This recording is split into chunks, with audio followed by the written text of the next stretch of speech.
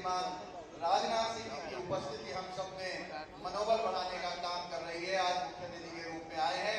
मैं चाहूंगा एक गगनभेदी तालियों के साथ अभिनंदन करें आदरणीय रक्षा मंत्री जी का। जोरदार तालियां बजाई। देखिए आपके हाथ उठा के तालियां बजाइए तो दिखाई देगा। हाँ, ये सौभाग्य से आपकी उपस्थिति इस क्षेत्र में है जिस क्षेत्र की आप सदैव चिंता करते हैं। मंच पर उपस्थित महानगर के कर्मठ अध्यक्ष श्रीमान आनंद द्विवेदी जी, यहां पर उपस्थित इस कार्यक्रम में नगर के उपाध्यक्ष डॉक्टर विवेक तोमर जी, नगर के महामंत्री आदरणीय श्री त्रिलोक अधिकारी जी, श्रीमान सौरभ जी, श्रीमान मानवेंद्र जी, विद्यालय की संस्थापिका आदरणीय पुष्पलता अग्रवाल जी, उपस्थित इस क्षेत्र के लोकप्रिय पार्षद श्रीमान प्रदीप शुक्ला जी, इस क्षेत्र के मंडल अध्यक्ष श्रीमान रामशरण जी, मंडल के हमारे विभिन्न मंडलों के अध्यक्ष, क्षेत्र के सम्मानित पार्षदगण, वरिष्ठ पदाधिकारीगण, mayor doctor K N. Singh institute के चिकित्सकगण और पैरामेडिकल के स्टाफ मेंबर्स और मातृशक्ति के साथ साथ प्यारे क्षेत्रवासियों, मैं आपसे सिर्फ ये बताना चाहता हूं कि जब हमारा सौभाग्य खुला 2014 में, माननीय जी ने यह सुनिश्चित किया कि वे लखनऊ से हम सबका भाग्य चमकाने के लिए आ रहे हैं। मुझे याद है कि 2014 के चुनाव की अंतिम सभा भी माननीय जी ने इसी स्थल पर की थी। ये वही स्थल है, ये वही प्रांगण है जहां पर 2014 के चुनाव में हमारा चुनावी अभियान का विश्राम हुआ था। और तब से लेकर आज तक सदैव यदि कभी भी भेंट होती थी तो वो फैजुल्लागंज के क्षेत्र को लेकर सदैव चिंतित रहे। और मुझे इतनी प्रसन्नता है कि मैं माननीय जी से क्या कहूं कि माननीय जी वो क्षेत्र है जिस क्षेत्र में सब सड़कें कच्ची होती थी, जल भराव की समस्या होती थी। प्रत्येक वर्ष इस क्षेत्र को इस नाम से जाना जाता था कि महामारी आने वाली है और महामारी आएगी, न जाने कितनी जिंदगियां लील जाएगी। बड़ा बदनाम क्षेत्र ये होता था, लेकिन आपकी कृपा और आपके मार्गदर्शन में इस क्षेत्र में कायाकल्प हुआ। वह दिन और आज का दिन, अब यहाँ पर फैजुल्लागंज में एक वर्ष भी महामारी नहीं हुई है। आज यहाँ पर बीमारी की वजह से कोई प्राण नहीं गए हैं, किसी के प्राण नहीं गए, किसी की जिंदगी नहीं गई। इस क्षेत्र में अब जल भराव की समस्या निदान करने के लिए एक 8.5 किलोमीटर लंबा नाला आपने सैंक्शन किया जो निर्माणाधीन है, और उस नाले की कीमत लगभग 45 करोड़ की लागत से वह नाला बन रहा है, जिस नाले से यहाँ की जल भराव की समस्या का समाधान हो जाएगा। उसके अलावा भी लखनऊ विकास प्राधिकरण और अन्य एजेंसीज के माध्यम से भी नालों के निर्माण हुए। इस क्षेत्र में बीमारी दस्तक न दे तो पहले चरण में आपने हर वार्ड में यहाँ पर एक प्राथमिक स्वास्थ्य केंद्र की स्थापना कराई। प्राथमिक स्वास्थ्य केंद्र की स्थापना के साथ साथ आपके मन में यह इच्छा थी कि इस क्षेत्र में एक बड़ा अस्पताल बने। तो आप जब पिछली बार, ये आपका तीसरा दौरा है फैजुल्लागंज क्षेत्र में, लगातार आपके पिछले दौरों में हर बार आपने फैजुल्लागंज का भ्रमण किया है। जब महर्षि विद्या मंदिर के प्रांगण में कार्यक्रम हुआ था तब आपने यहाँ पर 50 बेड के इस क्षेत्र में बनने वाले अस्पताल का शिलान्यास किया था, जिसकी तैयारी पूरी हो गई है और कार्य प्रारंभ हो रहा है। आपने वहीं पर घोषणा की थी कि यहाँ पर जो पीपे वाला पुल है, इस पीपे वाले पुल की जगह पक्का पुल बने। तो मुझे बताते हुए हर्ष है कि आपके सामने जो वह घोषणा उस दिन हुई थी, वो घोषणा मूर्त रूप ले रही है और कार्य योजना वहां की सैंक्शन हो गई है और वह पीपे वाले पुल की जगह भी अब पक्का पुल का निर्माण प्रारंभ हो रहा है। आपकी चिंता रहती थी कि फैजुल्लागंज में बंधे का निर्माण हो, तो उस बंधे के निर्माण के लिए मानी जी आपके मार्गदर्शन में लखनऊ की एक बहुत ही महत्वाकांक्षी योजना लखनऊ ग्रीन कॉरिडोर का शुभारंभ जब आप अगले चरण में आएंगे तो आपके माध्यम से वो उद्घाटन होगा और वह ग्रीन कॉरिडोर IIM नदी के गोमती के तट से प्रारंभ होकर इकाना क्रिकेट स्टेडियम तक जुड़ने का कार्य उस ग्रीन कॉरिडोर से होगा, जिसका प्रथम चरण कुड़िया घाट की तरफ का बन गया है और उसका लोकार्पण आपके हाथों से प्रतीक्षित है।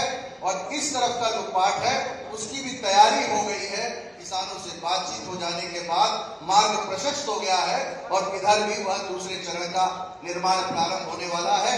फैजुल्लागंज जो लगभग पूरा कच्चा होता था, आज मैं कह सकता हूं बड़े गर्व के साथ कि आज फैजुल्लागंज का 70% क्षेत्र पक्का हो चुका है। इस फैजुल्लागंज क्षेत्र में एक भी सीवर का कनेक्शन नहीं होता था। आपकी कृपा से फैजुल्लागंज क्षेत्र के अंदर बड़ी राशि स्वीकृत हुई थी पिछले कालखंड में और हर घर पे सीवर का कनेक्शन दिया। जो कनेक्शन शेष रह गए थे उनके लिए आपने कार्य योजना को मंजूरी दिलाई और लगभग 170 करोड़ की राशि से अब बचे हुए सभी सीवर के कनेक्शन संपूर्ण होने वाले हैं आने वाले समय में। तो सीवर की चर्चा हो, पेयजल के लिए आपने प्रोजेक्ट भेजा हुआ है जो किसी भी दिन स्वीकृत होकर लोगों को समर्पित होने वाला है। इंजीनियरिंग कॉलेज में फ्लाईओवर का निर्माण के लिए कुछ भ्रम लोगों को हो गया था। माननीय जी की कृपा से भारत के सड़क परिवहन मंत्री जी ने स्वीकृति प्रदान करी और बहुत जल्दी इंजीनियरिंग कॉलेज का भी एक फ्लाईओवर बनेगा। ये पूरा क्षेत्र फ्लाईओवर सेक्शन में था, स्वीकृत में है, स्वीकृत हो गई उसकी तैयारी। ये आपकी अगली विजिट में होगा, आपकी अगली विजिट में, आपकी अगली विजिट। तो इस क्षेत्र में मैं माननीय से कहना चाहता हूं कि जितनी भी विषय थे और जितनी भी समस्याएं थी उन सारी समस्याओं को आपने छू लिया है, उन सारी समस्याओं पे आपने कार्य कर दिया है और 2 वर्ष के बाद फैजुल्लागंज क्षेत्र में कोई कार्य शेष नहीं रह जाएगा। यह आपकी कृपा से हो रहा है और मैं तो माननीय जी के लिए यही कहूंगा, मेरा आपकी कृपा से सब काम हो रहा है, करते हैं माननीय जी मेरा नाम हो रहा है। माननीय जी, सब लोग यहाँ पर आपके प्रति बहुत आभार व्यक्त करते हैं और ये जो स्वास्थ्य मेला हो रहा है यहाँ के चिकित्सकों के माध्यम से, यह भी निश्चित रूप से लोगों के लिए बहुत ही कल्याणकारी योजना है, बहुत लाभ देगा। पुनः आपका अभिनंदन करता हूँ, स्वागत करता हूँ, बहुत बहुत धन्यवाद। जय हिंद, जय भारत, जय उत्तर प्रदेश। बहुत धन्यवाद आदरणीय साहब। अब मैं आग्रह करूंगा हम सबके अभिभावक, लखनऊ के लोकप्रिय सांसद, भारत के यशस्वी रक्षा मंत्री परम श्रद्धेय माननीय राजनाथ जी से कि वो आए और हम सभी को अपना पाथे प्रदान करें। माननीय रक्षा मंत्री जी।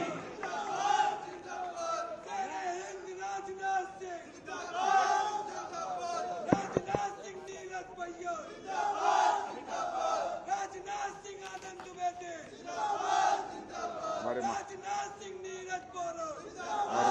के अध्यक्ष श्री आनंद जी द्विवेदी और आपके लोकप्रिय विधायक श्री नीरज बोरा जी, सदस्य विधान परिषद श्री मुकेश जी शर्मा और जिनके प्रांगण में यह कार्यक्रम हो रहा है श्रीमती पुष्पलता जी अग्रवाल, डॉक्टर विवेक सिंह जी तोमर, श्री त्रिलोक सिंह अधिकारी, सौरभ वाल्मीकि, डॉक्टर शैलेंद्र वर्मा, श्री मानवेंद्र सिंह जी, श्री अनिल अग्रवाल जी, श्री देवेंद्र सिंह जी, श्री टिंकू सोनकर, रामचरण सिंह जी, प्रदीप जी शुक्ला और हमारे श्री अजय त्रिपाठी और यहाँ मौजूद फैजुल्लागंज के मेरे सभी सम्मानित बहनों एवं भाइयों, मैं आप सबके बीच भाषण करने के लिए नहीं आया। भाषण तो सारे देश और विदेश में मैं करता ही रहता। जब अपने संसदीय निर्वाचन क्षेत्र में आता हूं तो हमारी स्वाभाविक इच्छा रहती है कि मैं लोगों से मिलूं और उनके साथ मैं सीधा संवाद करूं। मेरी जिस समय 2014 में मैं भारतीय जनता पार्टी के प्रत्याशी के रूप में इस संसदीय निर्वाचन क्षेत्र से चुनाव लड़ने का फैसला किया तो मैं अपने संसदीय निर्वाचन क्षेत्र के अधिकांश क्षेत्रों में गया, लोगों से मिलने के लिए गया, लोगों के साथ संवाद मैंने स्थापित किए और साथ ही मैं यह भी जानकारी हासिल करना चाहता था कि लखनऊ का यदि हम एक समग्र विकास करना चाहते हैं, कॉम्प्रिहेंसिव डेवलपमेंट यदि हम करना चाहते हैं लखनऊ का, इस लखनऊ का विकास समग्र रूप से करने के लिए यानी कॉम्प्रिहेंसिव रूप से करने के लिए हमको क्या क्या करने की आवश्यकता है। मैं बराबर लोगों से पूछता रहता था, बातचीत करता रहता था। जो लोगों ने बतलाई यहाँ की प्रमुख समस्याएं, सबसे बड़ी समस्या उसमें मेरे सामने जो रखी गई थी वह ट्रैफिक जाम की समस्या रखी गई। शायद आप लोगों ने अनुभव किया होगा कि इतने अल्प समय में लखनऊ को ट्रैफिक जाम की समस्या से निजात दिलाने के लिए, उसे छुटकारा दिलाने के लिए कितनी परियोजनाओं पर काम हुआ है और कितनी परियोजनाएं पूरी हुई। मैं उनकी संख्या नहीं बताना चाहता। बहुत सारी ऐसी परियोजनाएं हैं जिन पर भी काम अभी चल रहा है और बहुत सारी आपको जानकर सुखद आश्चर्य होगा, जितने काम लखनऊ में हुए हैं लगभग उतने ही काम अभी शेष हैं जो कि स्वीकृत हो चुके हैं और उन पर काम होना प्रारंभ होगा, बहुत जल्दी होगा। लगभग 12-13 फ्लाईओवर हमारे लखनऊ में बन गए हैं मेरे सांसद बनने के बाद। लेकिन यह बात भी हमारे ध्यान में थी कि केवल फ्लाईओवर बन जाने से लखनऊ की ट्रैफिक जाम की समस्या का निदान नहीं हो। इसलिए उसी समय मैंने फैसला किया था सांसद बनते ही कि लखनऊ के चारों तरफ एक रिंग रोड 8 लेन की बना दी जाए, ताकि उत्तर प्रदेश के किसी भी शहर से यदि कोई व्यक्ति लखनऊ आना चाहता है तो लखनऊ शहर को क्रॉस करके उसे अपने मोहल्ले में जाने की आवश्यकता न हो, अथवा जिस स्थान पर जो भी उसका डेस्टिनेशन है यदि वहां जाना चाहता है तो वहां पर पहुंचने की जहमत न उठानी पड़े। इसीलिए रिंग रोड बनाने का फैसला किया और आज मुझे आप सबको बतलाते हुए आवश्यक बेहद खुशी हो रही है कि इसी मार्च के प्रथम सप्ताह में रिंग रोड का भी उद्घाटन हो जाएगा और 104 किलोमीटर लखनऊ के चारों तरफ 8 लेन की 104 किलोमीटर बनकर रोड तैयार हो गई। यानी अब किसी को यदि कोई सीतापुर से आता है और उसको कानपुर रोड की तरफ उसका घर यदि जाना है तो शहर से होकर उसे नहीं गुजरना पड़ेगा, बल्कि सीधे रिंग रोड से वहां कानपुर रोड के पास ही जाकर वो उतरेगा। इस प्रकार की व्यवस्था होगी। और उसके अतिरिक्त भिन्न भिन्न क्षेत्रों का जो विकास हुआ है उसके बारे में मुझे बहुत ज्यादा कहने की आवश्यकता नहीं है। अब यहाँ के विधायक नीरज बोरा जी, मैं देखता हूं कि हमारे नीरज बोरा जितना सक्रिय रहते हैं और जनता के साथ जितना सीधा संवाद स्थापित बनाकर रखते हैं, सचमुच मुझे गौरव की अनुभूति होती है कि हमारे संसदीय निर्वाचन क्षेत्र में नीरज बोरा जैसा भी कोई एक विधायक है।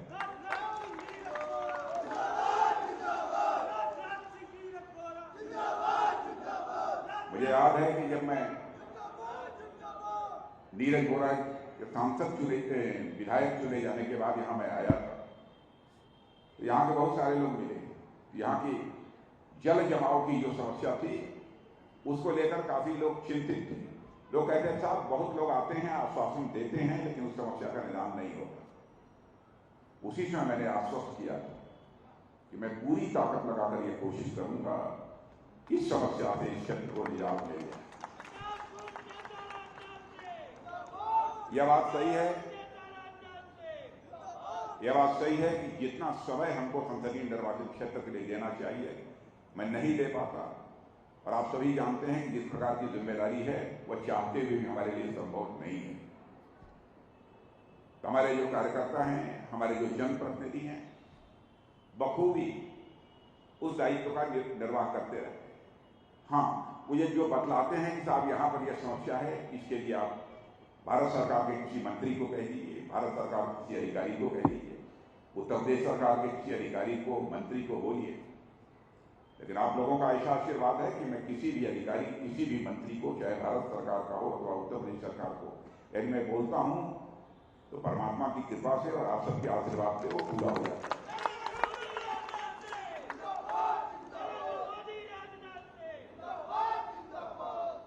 और चीजें सहज रूप से चल रही हैं।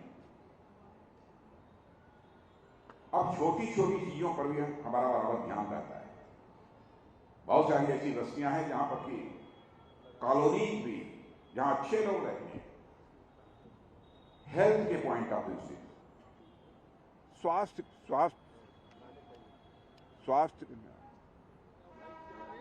राइट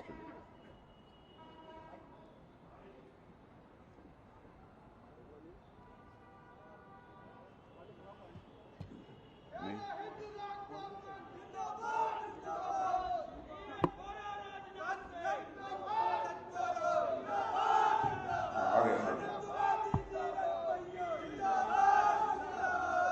वैसे बस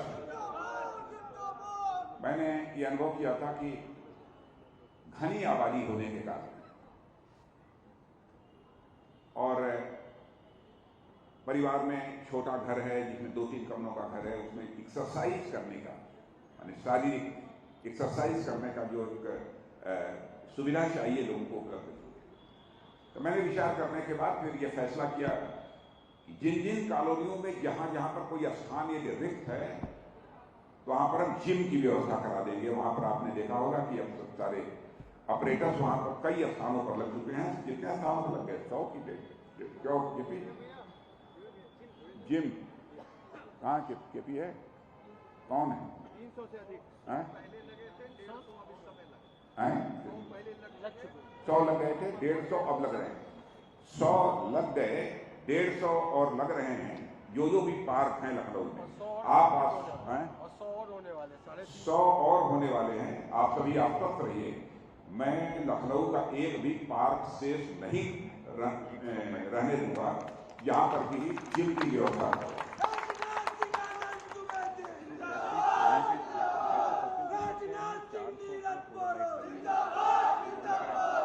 और यहाँ पर सोलर लाइट की भी व्यवस्था हो रही है। 400 सोलर लाइट भी लग गए।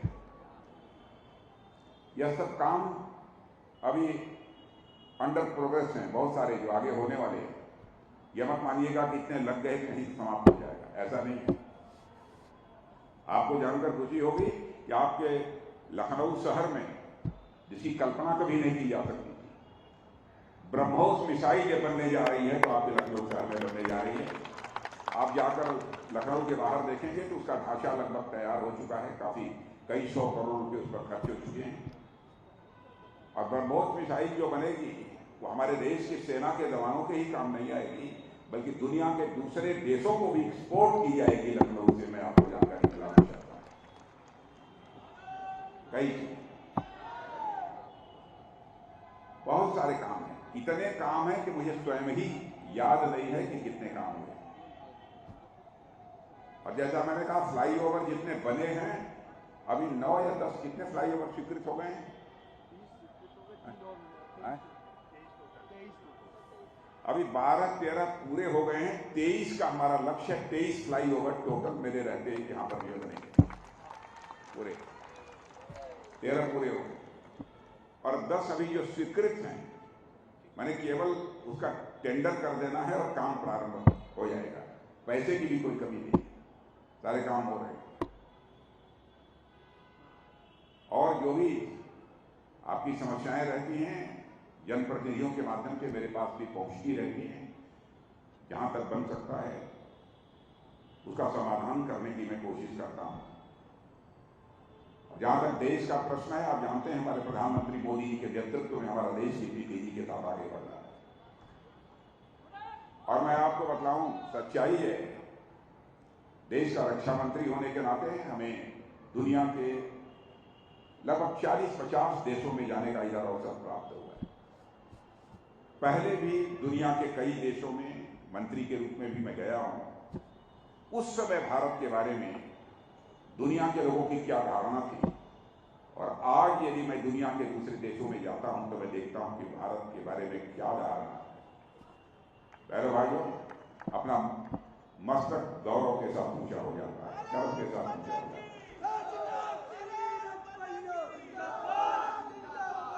पहले भारत को अंतर्राष्ट्रीय जगत में कोई गंभीरता पूर्वक नहीं लेता। पहले भारत कुछ बोलता था, दुनिया भारत की बातों को बहुत गंभीरता पूर्वक नहीं लेती। कहती थी भारत ये तो गरीबों का देश है, गरीब देश है, कमजोर देश है। ना आज भारत यदि अंतर्राष्ट्रीय मंचों पर कोई बोलता है तो सारी दुनिया कान खोलकर सुनती है कि भारत बोल क्या रहा है। यह भारत की हैसियत हमारे प्रधानमंत्री मोदी जी के नेतृत्व में सारी दुनिया में रही। आपके भी कुछ ऐसे परिवार होंगे जिन परिवारों के बच्चे दुनिया के दूसरे देशों में पढ़ते होंगे। मेडिकल कॉलेजेस, आपको आश्चर्य होगा, जितने मेडिकल कॉलेजेस पहले थे उससे लगभग 2.25 गुना मेडिकल कॉलेजेस बढ़ गए हमारे हिंदुस्तान में। IIT, इंजीनियरिंग कॉलेज, सब कुछ। मैं आंकड़े लेकर आप सबके सामने नहीं आया, यानी सब मिला जुलाकर कहा जाए तो हमारा देश बड़ी तेजी के साथ प्रगति कर रहा है। अब आप लोगों की बहुत सारे गरीब परिवार ऐसे हैं, मध्यम वर्गीय परिवार हैं कि अपना हेल्थ चेकअप यानी स्वास्थ्य के बारे में एक जो परीक्षण होना चाहिए, जो चेकअप होना चाहिए, वो नहीं करा पाते। कोई छोटी मोटी बीमारी हो गई, सोचते हैं दवा खाते रहेंगे सब ठीक हो जाएगा, लेकिन बाद में वही छोटी बीमारी जो है बड़ी बीमारी बन जाती है, गंभीर बीमारी बन जाती है। तो हम लोगों ने यह फैसला किया कि साहब अब हम ऐसे ही हेल्थ कैंप स्थान पर जो अपने मेडिकल इंस्टीट्यूट्स हैं, जो बड़े हॉस्पिटल्स हैं, उनसे निवेदन करके, उनके आग्रह करके गवर्नमेंट के द्वारा भी ऐसे कैंप्स हम आयोजित करेंगे ताकि हमारे मध्यम वर्गीय परिवार और हमारे गरीब परिवार के लोग वहां पर पहुंचकर निःशुल्क अपना हेल्थ चेकअप करा सकें, अपने स्वास्थ्य का परीक्षण करा सकें। और वह सिलसिला भी शुरू है। मैं आभार व्यक्त करना चाहता हूं doctor Kailash Narayan Singh memorial hospital के प्रति। Doctor Kailash Narayan Singh memorial hospital इस समय लखनऊ में इस काम को बखूबी कर रहा है और हजारों की संख्या में लोगों का हेल्थ चेकअप भी हुआ है। कम का हेल्थ चेकअप हो जाता है। यदि कोई छोटी मोटी बीमारी रहती है, उसकी दवाई भी आपको लिख दी जाती है, तो मैं समझता हूं भविष्य में आने वाले स्वास्थ्य संबंधित किसी बड़े संकट की संभावना काफी कम हो जाती है। और यह कैंप केवल यही नहीं लगा है, लखनऊ में स्थान पर पूरे हमारे इस संसदीय निर्वाचन क्षेत्र में इस प्रकार के कैंप्स लगे हैं। तो मैं लखनऊ आया था, आज 10 लाख करोड़ जाकर पेन और पेंसिल लेकर लिख लीजिएगा, 10 लाख करोड़ का इन्वेस्टमेंट उत्तर प्रदेश में योगी आदित्यनाथ जी के नेतृत्व में होने जा रहा है। आज प्रधानमंत्री जी भी आए थे, उन्होंने उसका उद्घाटन किया है। उस कार्यक्रम में मुझे भी रहना था, इसलिए इसी निमित्त मैं यहाँ पर आया था। तो मैंने कहा आया हूँ तो जरा फैजुल्लागंज के लोगों से भेंट मुलाकात हो जाए और हमारे नीरज जोड़ा जी तो बराबर आग्रह करते रहे।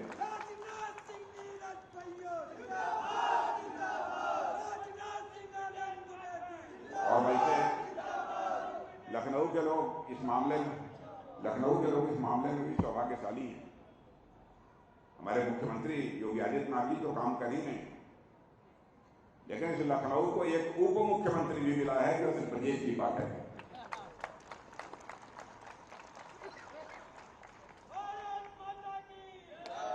और मैं देखता हूं कि ब्रजेश जी के यहाँ भी जो मुझे जानकारी मिलती है लोगों के माध्यम से, सवेरे 200, 400, 500 लोग पहुंचते रहते हैं, उनकी समस्याओं को सुनते रहते हैं, जहां तक हो सकता है उसका निदान भी करते रहते हैं। सब कुछ है लखनऊ में, लेकिन फिर भी मैं दावा नहीं करता कि जो परफेक्शन चाहिए, यानी समस्याओं का जिस हद तक समाधान चाहिए मैं अकेले कर दूंगा, हमारे अंदर वह सामर्थ्य नहीं है। समस्याओं का जो समाधान होगा तो परमात्मा की कृपा से ही होगा, मैं यह मानकर चलता हूं। मैं ही अपने को सब कुछ नहीं मानता, लेकिन इतनी बात मैं जरूर कहना चाहता हूं, मैं आश्वासन भी लोगों को नहीं देता। मैं तो बराबर ईश्वर से ही प्रार्थना करता हूं कि वो हमारे अंदर ऐसी सामर्थ्य दे, शक्ति दे और साथ ही इच्छा शक्ति दे, ताकि जन सामान्य की समस्याओं के समाधान के लिए मैं कुछ कर सकूं। और जो भी करता हूं उसी की कृपा से करता हूं। अभी मुझे सूचना प्राप्त हुई है कि यहां पर आए हुए, मैं आपको सूचना दे रहा हूं, यहां पर आए हुए अगर किसी को ऑपरेशन अथवा ऐसी बीमारी जिसमें अस्पताल ले जाने की जरूरत है, उनको मेडिकल कॉलेज का एम्बुलेंस आएगी और उनका फ्री इलाज अस्पताल में होगा।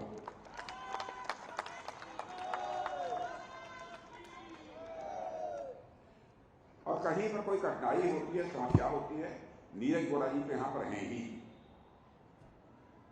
आप उनसे मिलिए। मान लीजिए कभी ये बाहर हो, हमारी भी ऑफिस बराबर काम करती रहती है, वहां पर भी आइए, हमारे लोग वहां बैठते हैं और वह आपकी समस्या का समाधान जहां तक हो सकेगा वह करेंगे।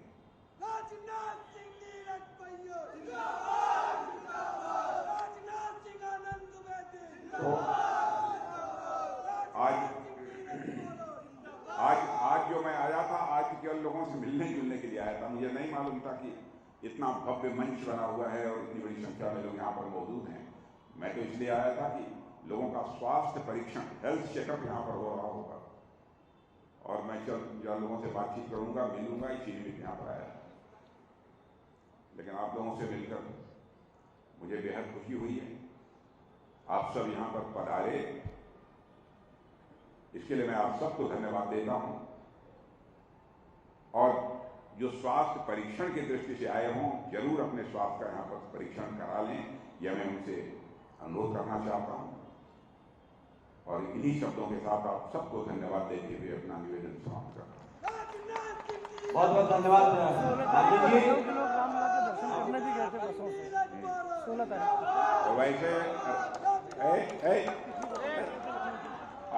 आप लोग रामलला का दर्शन करने गए थे कि नहीं? 10,000 लोगों को भेजा गया था।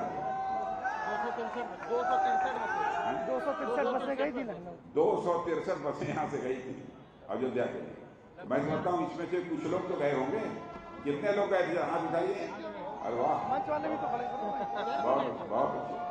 11,500 लोग गए।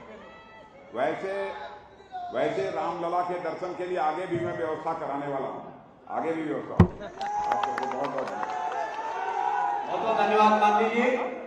अब मैं आग्रह करूंगा Kailash Narayan science institute of medical sciences के वाइस चेयरमैन आदरणीय डॉक्टर राहुल सिंह जी से कि वह पुष्पगुच्छ लेकर के माननीय रक्षा मंत्री जी का स्वागत करें।